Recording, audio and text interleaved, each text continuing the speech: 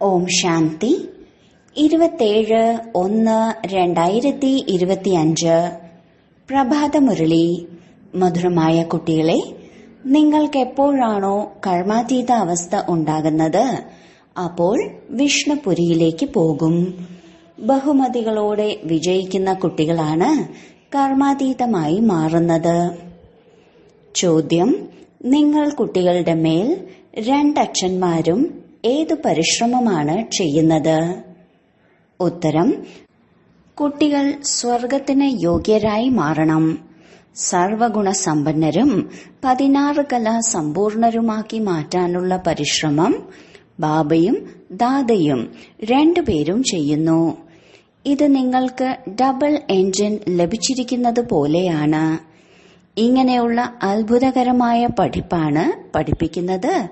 ഇതിലൂടെ നിങ്ങൾ 21 ജന്മത്തിലേക്കുള്ള ചക്രവർത്തി പദവി നേടും. ഗീതം: ബാല്യകാല ദിനങ്ങൾ മറക്കരുത്.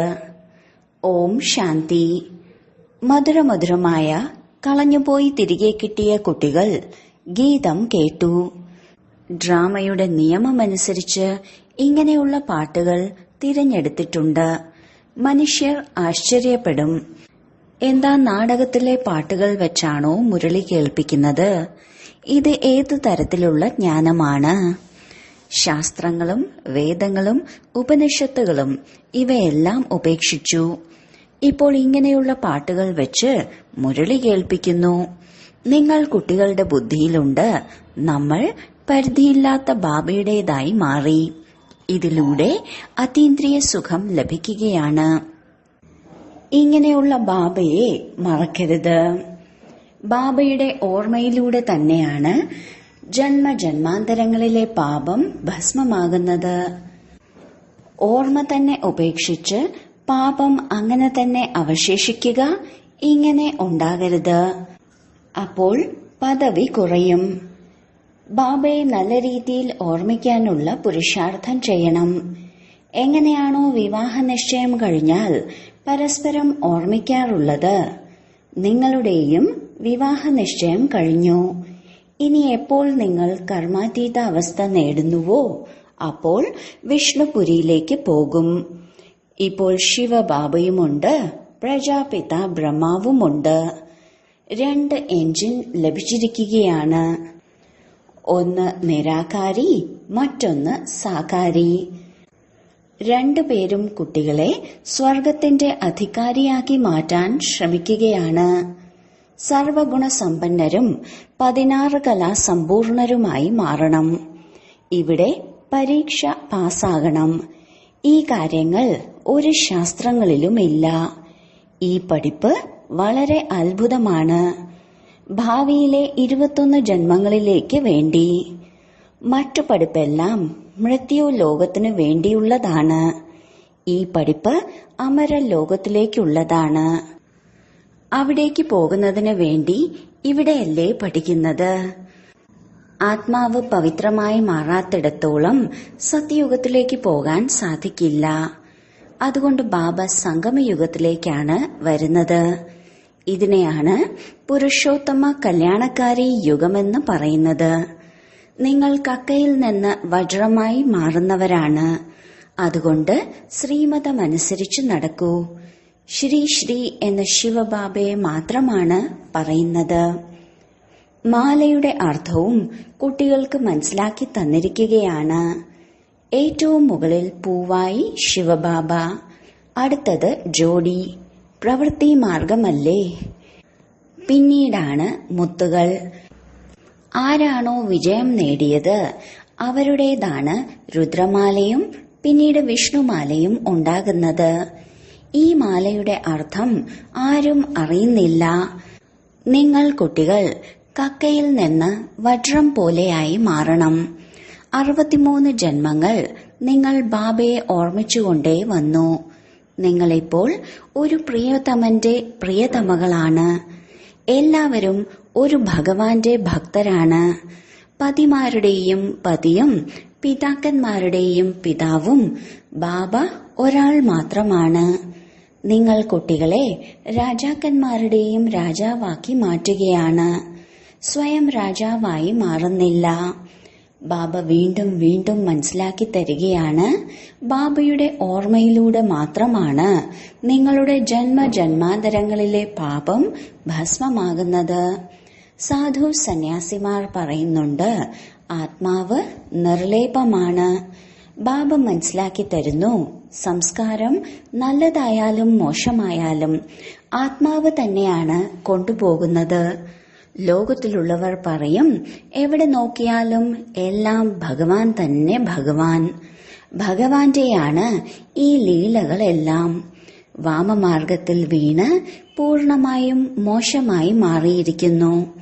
ഇങ്ങനെയുള്ള വഴികളിലൂടെയും ലക്ഷക്കണക്കിന് മനുഷ്യർ നടന്നുകൊണ്ടിരിക്കുന്നു. ഇതും ഡ്രാമയിൽ അടങ്ങിയതാണ്. എപ്പോഴും ബുദ്ധിയിൽ 3 ധാമത്തെ ഓർമ്മ വയ്ക്കൂ. ശാന്തിധാം, അവിടെയാണ് ആത്മാക്കൾ വസിക്കുന്നത്. നിങ്ങൾ എവിടേക്ക് വേണ്ടിയാണോ പുരുഷാർത്ഥം ചെയ്യുന്നത്, അത് സുഖധാമം. പകുതി കൽപ്പത്തിനു ശേഷം ആരംഭിക്കുന്നത് ദുഃഖധാമം. ഭഗവാനെ സ്വർഗം സ്ഥാപിക്കുന്ന പിതാവ് എന്ന് പറയുന്നു. നരകം ബാബ സ്ഥാപിക്കുന്നില്ല. ബാബ പറയുന്നു, ഞാൻ സുഖധാമത്തിന്റെ സ്ഥാപനയാണ് ചെയ്യുന്നത്. ഇത് ജയപരാജയത്തിന്റെ കളിയാണ്. നിങ്ങൾ കുട്ടികൾ ശ്രീമതമനുസരിച്ച് നടന്ന് ഇപ്പോൾ മായയാകുന്ന രാവണന്റെ മേൽ വിജയം നേടുന്നു. പിന്നീട് പകുതി കൽപ്പത്തിനു ശേഷം രാവണ രാജ്യം ആരംഭിക്കുന്നു.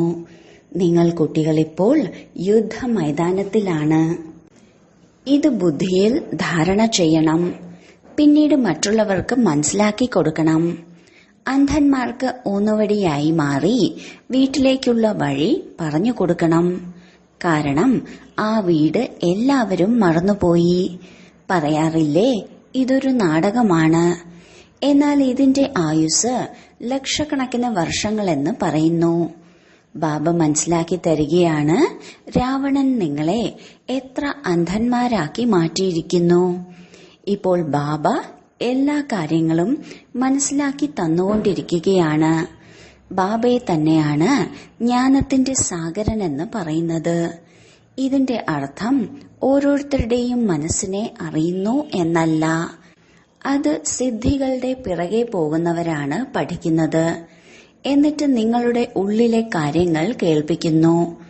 ജ്ഞാനസാഗരൻ എന്നാൽ ഇതല്ല അർത്ഥം. ഇത് ബാബയുടെ മാത്രം മഹിമയാണ്. ബാബ ജ്ഞാനത്തിന്റെ സാഗരമാണ്, ആനന്ദത്തിന്റെയും സാഗരമാണ്. മനുഷ്യർ പറയുന്നു, ഭഗവാൻ അന്തര്യാമിയാണ് എന്ന്. ഇപ്പോൾ നിങ്ങൾ കുട്ടികൾ മനസ്സിലാക്കി, ബാബ ടീച്ചറാണ്, നമ്മളെ പഠിപ്പിക്കുകയാണ്. ബാബ ആത്മീയ പിതാവുമാണ്, ആത്മീയ സദ്ഗുരുവുമാണ്. ലോകത്തിൽ ഭൗതികമായ ടീച്ചറും ഗുരുവും വേറെ വേറെ ആയിരിക്കും. മൂന്നും ഒരാളാകില്ല. ചിലരുടെ അച്ഛൻ ടീച്ചറായിരിക്കും, പക്ഷേ ഗുരു ആകില്ല. അവർ മനുഷ്യരാണ്. ഇവിടെ സുപ്രീം ആത്മാവ്, പരമപിതാവായ പരമാത്മാവ് പഠിപ്പിക്കുകയാണ്. ആത്മാവിനെ പരമാത്മാവെന്ന് പറയാൻ സാധിക്കില്ല. ഇതാരും മനസ്സിലാക്കുന്നില്ല. പറയാറുണ്ട്, പരമാത്മാവ് അർജുനന് സാക്ഷാത്കാരം നൽകി എന്ന്. അർജുനൻ പറഞ്ഞു, നിർത്തൂ, ഇത്രയും തേജോമയമായ പ്രകാശം സഹിക്കാൻ സാധിക്കുന്നില്ല. ഇത് കേട്ടവരെല്ലാം മനസ്സിലാക്കിയിരിക്കുന്നത് പരമാത്മാവ് ഇത്രയും തേജോമയമായ രൂപമാണെന്നാണ്. മുൻപ് ബാബയുടെ അടുത്ത് വന്നിട്ടുണ്ടായിരുന്നവർ സാക്ഷാത്കാരത്തിലേക്ക് പോകുമായിരുന്നു.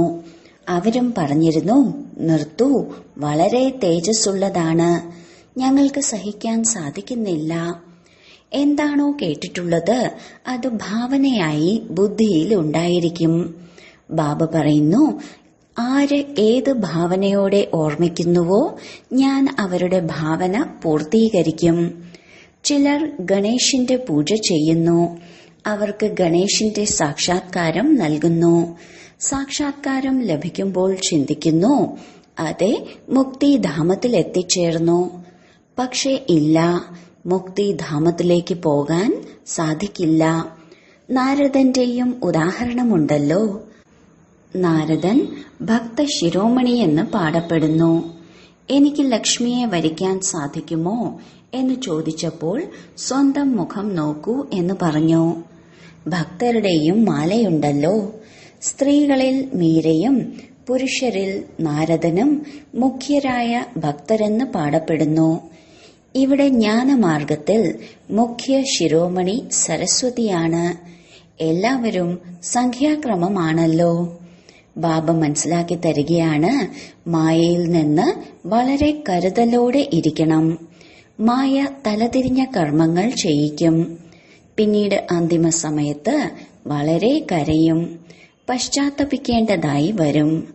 ഭഗവാൻ വന്നു, ഞങ്ങൾക്ക് സമ്പത്തെടുക്കാൻ സാധിച്ചില്ല. പിന്നീട് പ്രജകളിൽ ദാസദാസിയായി മാറും. അവസാനം പഠിപ്പ് പൂർത്തിയാകുമ്പോൾ വളരെയധികം പേർക്കും പശ്ചാത്താപം ഉണ്ടാകും. അതുകൊണ്ട് ബാബ ആദ്യമേ തന്നെ മനസ്സിലാക്കി തരികയാണ്, പശ്ചാത്തപിക്കാൻ ഇടവരരുത്. എത്രത്തോളം ബാബയെ ഓർമ്മിക്കുന്നുവോ അത്രയും യോഗാഗ്നിയിലൂടെ പാപം ഭസ്മമാകും. ആത്മാവ് സതോ പ്രധാനമായിരുന്നു. പിന്നീട് ക്ലാവ് പിടിച്ച് തമോ പ്രധാനമായി മാറി. സ്വർണം, വെള്ളി, ചെമ്പ്, ഇരുമ്പ് ഇങ്ങനെ പേരുകളുണ്ടല്ലോ. ഇപ്പോൾ ഇരുമ്പ് യുഗത്തിൽ നിന്നും വീണ്ടും നിങ്ങൾക്ക് സ്വർണിമ യുഗത്തിലേക്ക് പോകണം. പവിത്രതയില്ലാതെ പോകാൻ സാധിക്കില്ല. സത്യയുഗത്തിൽ പവിത്രതയുണ്ടായിരുന്നു, ശാന്തിയും സമൃദ്ധിയും ഉണ്ടായിരുന്നു. ഇവിടെ പവിത്രതയില്ല, അതിനാൽ ശാന്തിയും സമൃദ്ധിയും ഇല്ല. രാത്രിയും പകലും തമ്മിലുള്ള വ്യത്യാസമാണ്. ബാബ മനസ്സിലാക്കി തരികയാണ്, ഈ ബാല്യകാലം മറക്കരുത്. ബാബ ദത്തെടുത്തിരിക്കുകയല്ലേ. ബ്രഹ്മബാബയിലൂടെ ദത്തെടുക്കുന്നു. ഇത് ദത്തെടുക്കലാണ്. സ്ത്രീയെ ദത്തെടുക്കുകയല്ലേ. പിന്നീട് കുട്ടികൾക്ക് ജന്മം നൽകുന്നു. സ്ത്രീയെ രചന എന്ന് പറയില്ല. ഇവിടെ ബാബയും ദത്തെടുത്തിരിക്കുകയാണ്. നിങ്ങൾ എന്റെ അതേ കുട്ടികളാണ്. ആരെയാണോ കഴിഞ്ഞ കൽപ്പത്തിനു മുൻപും ദത്തെടുത്തിട്ടുള്ളത്, ദത്തെടുത്ത കുട്ടികൾക്ക് മാത്രമാണ് ബാബയിൽ നിന്ന് സമ്പത്ത് ലഭിക്കുന്നത്. ഉയർന്നതിലും ഉയർന്ന ബാബയിലൂടെ ഉയർന്നതിലും ഉയർന്ന സമ്പത്ത് ലഭിക്കുന്നു. ആദ്യം ഭഗവാൻ, പിന്നീട് സെക്കൻഡ് നമ്പറിൽ ലക്ഷ്മി നാരായണൻ, സത്യയുഗത്തിന്റെ അധികാരി. ഇപ്പോൾ നിങ്ങൾ സത്യയുഗത്തിന്റെ അധികാരിയായി മാറിക്കൊണ്ടിരിക്കുകയാണ്. ഇപ്പോൾ സമ്പൂർണരായി മാറിയിട്ടില്ല, മാറിക്കൊണ്ടിരിക്കുകയാണ്. പാവനമായി മാറി പാവനമാക്കി മാറ്റണം. ഇതാണ് സത്യമായ ആത്മീയ സേവനം. നിങ്ങളിപ്പോൾ ആത്മീയ സേവനം ചെയ്യുന്നവരാണ്. അതുകൊണ്ട് നിങ്ങൾ വളരെ ഉയർന്നവരാണ്. ശിവബാബ പതിതരെ പാവനമാക്കി മാറ്റുന്നു. നിങ്ങളും പാവനമാക്കി മാറ്റുന്നു. രാവണൻ നിങ്ങളെ എത്ര തുച്ഛബുദ്ധിയുള്ളവരാക്കി മാറ്റി. ഇപ്പോൾ ബാബ വീണ്ടും യോഗ്യരാക്കി മാറ്റി വിശ്വത്തിന്റെ അധികാരിയാക്കി മാറ്റുകയാണ്. ഇങ്ങനെയുള്ള ബാബയെ കല്ലിലും മുള്ളിലും ഉണ്ടെന്ന് എങ്ങനെ പറയാൻ സാധിക്കും? ബാബ പറയുന്നു, ഈ കളി ഉണ്ടാക്കപ്പെട്ടതാണ്. കൽപ്പത്തിനു ശേഷം വീണ്ടും ഉണ്ടാകും. ഇപ്പോൾ ഡ്രാമയുടെ നിയമമനുസരിച്ച് നിങ്ങൾക്ക് മനസ്സിലാക്കി തരാൻ ഞാൻ വന്നിരിക്കുകയാണ്. ഇതിൽ അല്പം പോലും വ്യത്യാസം ഉണ്ടായിരിക്കില്ല. ബാബ ഒരു സെക്കൻഡ് പോലും വൈകിക്കുന്നില്ല. എങ്ങനെയാണോ ബാബ അവതരിക്കുന്നത് അതുപോലെ നിങ്ങൾ കുട്ടികളും അവതരിച്ചിരിക്കുകയാണ്. ആത്മാവ് ഇവിടെ വന്ന് സാകാരത്തിൽ പാർട്ടഭിനയിക്കുന്നു. ഇതിനെയാണ് അവതരണമെന്ന് പറയുന്നത്. മുകളിൽ നിന്ന് താഴെ വന്നിരിക്കുകയാണ് പാർട്ടഭിനയിക്കാൻ. ബാബയുടേത് ദിവ്യവും അലൗകികവുമായ ജന്മമാണ്. ബാബ സ്വയം പറയുന്നു, എനിക്കും പ്രകൃതിയുടെ ആധാരം എടുക്കേണ്ടതായിട്ടുണ്ട്. ഞാൻ ഈ ശരീരത്തിലേക്ക് പ്രവേശിക്കുന്നു. ഇതെന്റെ വാടക ശരീരമാണ്. ഇത് വണ്ടർഫുള്ളായ കളിയാണ്. ഈ നാടകത്തിൽ ഓരോരുത്തരിലും എന്ത് പാർട്ടാണോ അടങ്ങിയിട്ടുള്ളത് അത് അഭിനയിച്ചുകൊണ്ടിരിക്കുകയാണ്. 21 ജന്മത്തിന്റെ പാർട്ടും ഇങ്ങനെ തന്നെ അഭിനയിക്കും. നിങ്ങൾക്ക് സംഖ്യാക്രമമായ പുരുഷാർത്ഥമനുസരിച്ച് സ്പഷ്ടമായ ജ്ഞാനം ലഭിച്ചിരിക്കുകയാണ്. മഹാരഥികളുടെ മഹിമ ബാബ ചെയ്യാറില്ലേ? പാണ്ഡവരുടെയും കൗരവരുടെയും യുദ്ധം നടന്നതായി കാണിച്ചിരിക്കുന്നു. ഇതെല്ലാം കെട്ടിച്ചമച്ച കഥകളാണ്. ഇപ്പോൾ നിങ്ങൾ മനസ്സിലാക്കി, അവർ ഭൗതികമായ ഡബിൾ ഹിംസ ചെയ്യുന്നവർ, നിങ്ങൾ ആത്മീയ ഡബിൾ അഹിംസകർ. ചക്രവർത്തി പദവി നേടുന്നതിന് വേണ്ടി നോക്കൂ നിങ്ങൾ എങ്ങനെയാണ് ഇരിക്കുന്നത്. നിങ്ങൾക്കറിയാം, ബാബയുടെ ഓർമ്മയിലൂടെ വികർമ്മം വിനാശമാകും. ഈ ചിന്തയിൽ മുഴുകണം. പരിശ്രമം മുഴുവനും ഓർമ്മയുടെ കാര്യത്തിൽ മാത്രമാണ്. അതുകൊണ്ടാണ് ഭാരതത്തിന്റെ പ്രാചീന യോഗമെന്ന് പാടപ്പെടുന്നത്. വിദേശീയർ പോലും ഈ ഭാരതത്തിന്റെ പ്രാചീന യോഗം പഠിക്കാൻ ആഗ്രഹിക്കുന്നു. അവർ മനസ്സിലാക്കിയിരിക്കുന്നത് സന്യാസിമാർ ഞങ്ങൾക്ക് ഈ യോഗം പഠിപ്പിക്കുമെന്നാണ്. വാസ്തവത്തിൽ അവർ ഒന്നും പഠിപ്പിക്കുന്നില്ല. അവരുടെ സന്യാസം ഹഠയോഗത്തിന്റേതാണ്. നിങ്ങൾ പ്രവൃത്തി മാർഗത്തിലുള്ളവരാണ്. ആരംഭത്തിൽ നിങ്ങളുടെ രാജധാനി ഉണ്ടായിരുന്നു. ഇപ്പോൾ അവസാനമാണ്. ഇപ്പോൾ പഞ്ചായത്തി രാജ് ആണ്. ലോകത്തിൽ ഇരുട്ട് വളരെ കൂടുതലാണ്. നിങ്ങൾക്കറിയാം, ഇനി രക്തപ്പുഴ ഒഴുകുന്ന കളിയുണ്ടാകും. രക്തപ്പുഴ ഒഴുകുന്നതും ഒരു കളിയായി കാണിക്കുന്നു. ഇതാണെങ്കിൽ പരിധിയില്ലാത്ത കാര്യമാണ്. ധാരാളം രക്തം ഒഴുകും. പ്രകൃതിക്ഷോഭവും ഉണ്ടാകും. എല്ലാവർക്കും മരണം സംഭവിക്കും.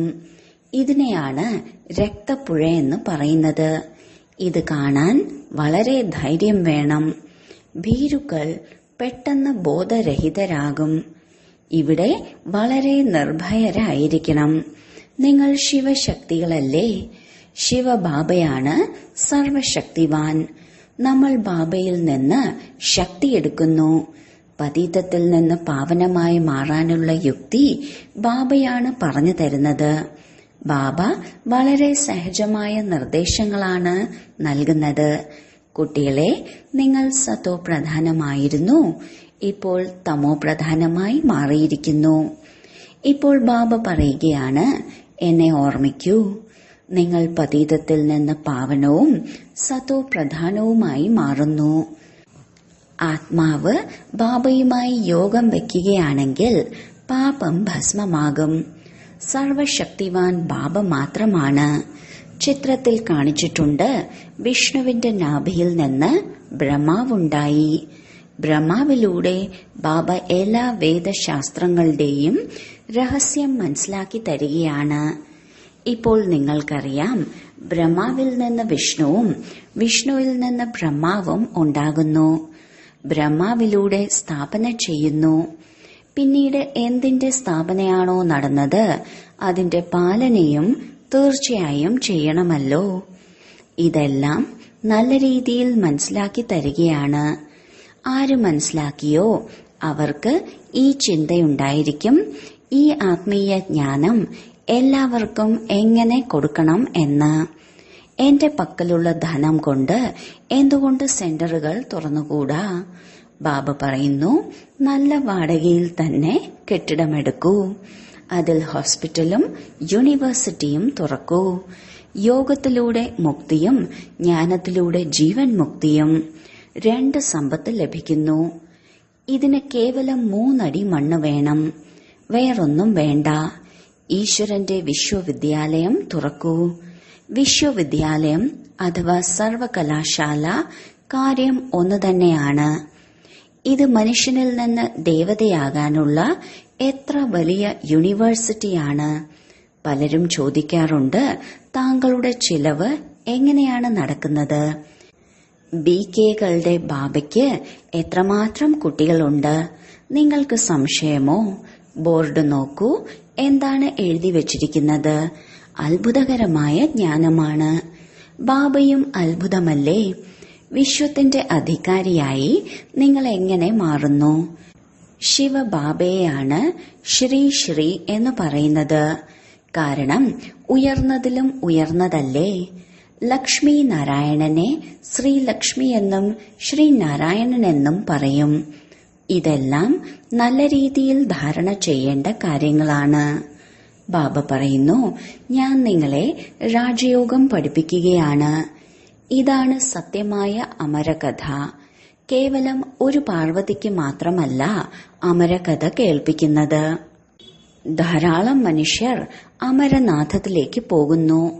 നിങ്ങൾ കുട്ടികൾ ബാബയുടെ അടുക്കലേക്ക് വന്നിരിക്കുകയാണ് റിഫ്രഷ് ആകാൻ. പിന്നീട് എല്ലാവർക്കും മനസ്സിലാക്കി കൊടുക്കണം. പോയി റിഫ്രഷ് ആക്കണം. സെന്ററുകൾ തുറക്കണം.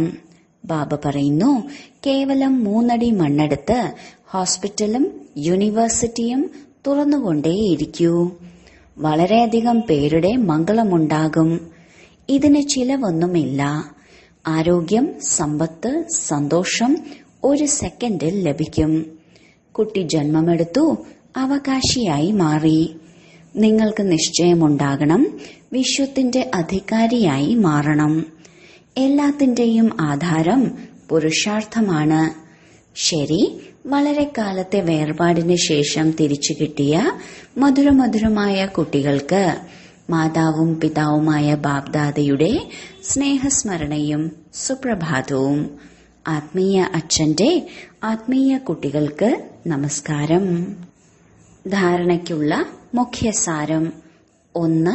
അന്തിമ സമയത്ത് രക്തപ്പുഴയുടെ ദൃശ്യം കാണുന്നതിന് വേണ്ടി വളരെ വളരെ നിർഭയരും ശിവശക്തികളുമായി മാറണം. സർവശക്തനായ ബാബയുടെ ഓർമ്മയിലൂടെ ശക്തി നേടണം. 2.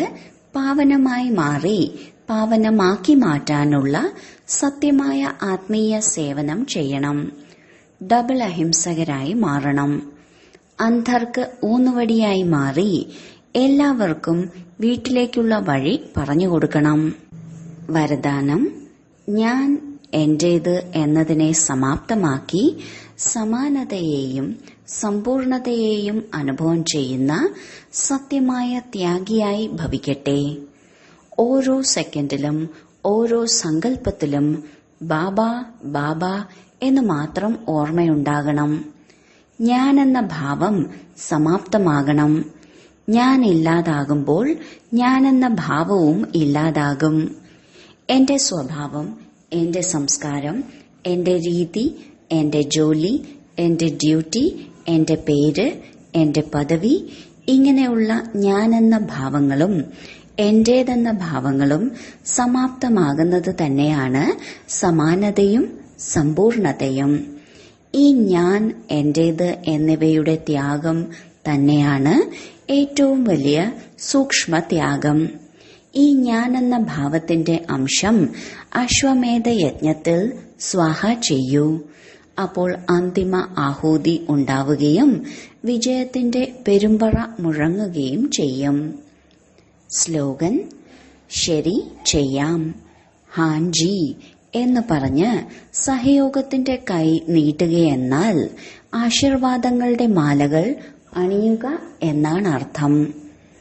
തന്റെ ശക്തിശാലിയായ മനോസ്ഥിതിയിലൂടെ സകാശ് നൽകുന്ന സേവനം ചെയ്യൂ.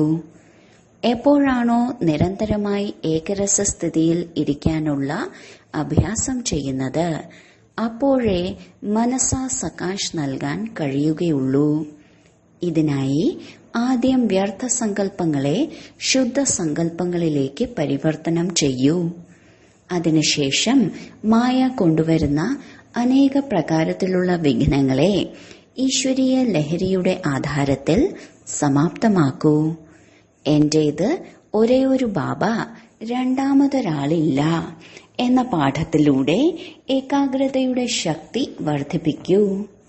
ഓം ശാന്തി.